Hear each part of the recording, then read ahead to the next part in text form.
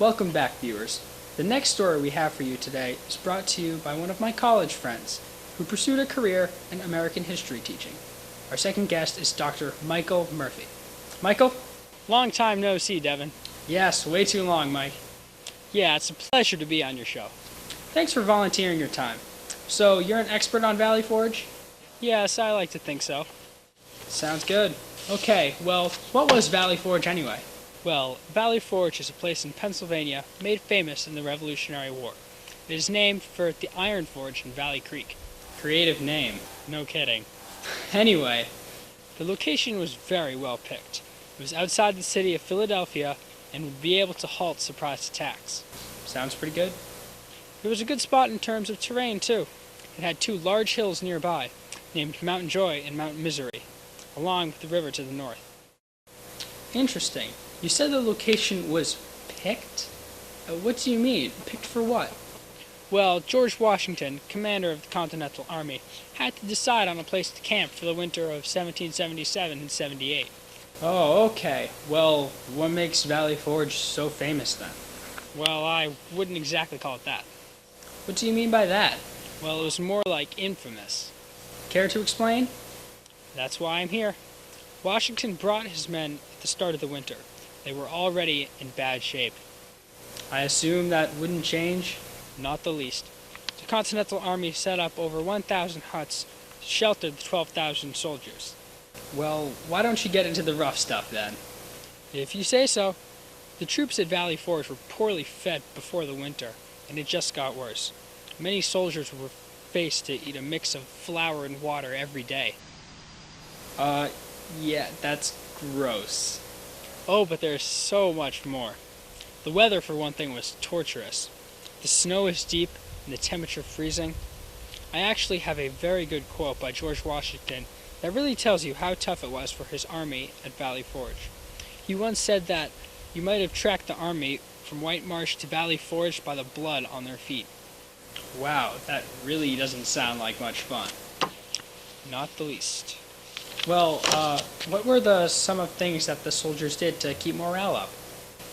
Well, they did a number of things. The soldiers enjoyed playing cricket often.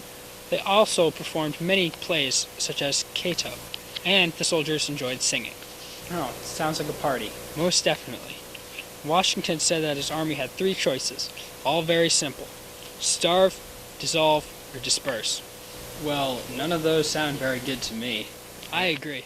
Many soldiers died from starvation, and even more died from disease. Among the top killers were typhus, typhoid, and pneumonia. Ick. How many men died? Over 2,000 men may have died that winter from all of the hardships. Jeez. I know. Some people did help, though. The wives of enlisted men would come and help do laundry and help to nurse injured soldiers back to health. Okay, well, enough of the bet. Did anything happen at Valley Forge that was positive? Yes, of course. I was about to get to that. Before the winter, the entire army was trained, but poorly and not uniform. Toward the end of the winter, that all changed. Did Washington get his troops in order? No, the job of training his troops fell in the hands of Baron von Steuben. He was a drill sergeant from Prussia and came to America. Von Steuben, I see. What did he do exactly? Well, before he could help them, he had to overcome a few problems. Von Steuben did not speak a lot of English, and it was very hard for him to get orders out. There was also no training manual that the Americans had, and that meant that von Steuben had to train the soldiers from scratch. That must have been pretty hard. Yes, I imagine it was. Von Steuben wrote his drills and had them translated, and the squads would then engage in the drills the next day. The Continental Army was trained this way? Yup. One of the things that von Steuben is noted for is his ability to work with the troops. In the time, many military officers did not work directly with the soldiers. Von Steuben was quite the opposite. He often worked directly with them. This guy must have been great. Oh, he was more than great.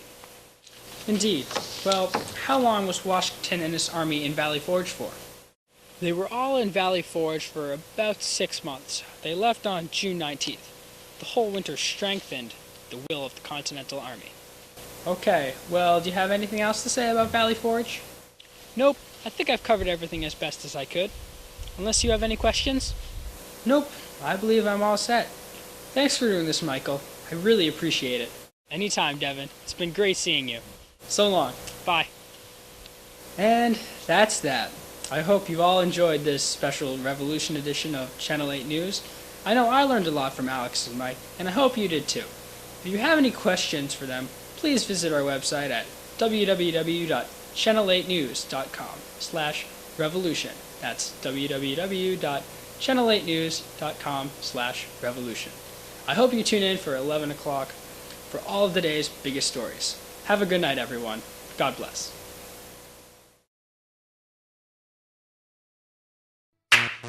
The girl them skill arty.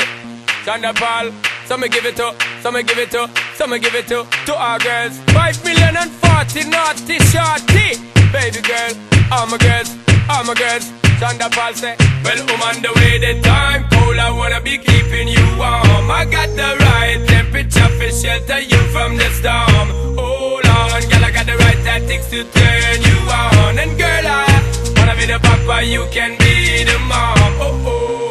Because the girl them broke out on the floor. From you don't wanna work this performer. From you don't want a man where can't turn you on. Girl, make I see you when them upon ya. Can't stand for the long, nah. Eat no yam, no steamed fish, no green banana. But down in Jamaica, we give it to you hot like a sauna. Well, on the way the time cold, I wanna be keeping you warm. I got the right temperature for shelter you from the storm. Hold on, girl, I got the right tactics to turn you on. And girl, I wanna be the papa, you can be the mom.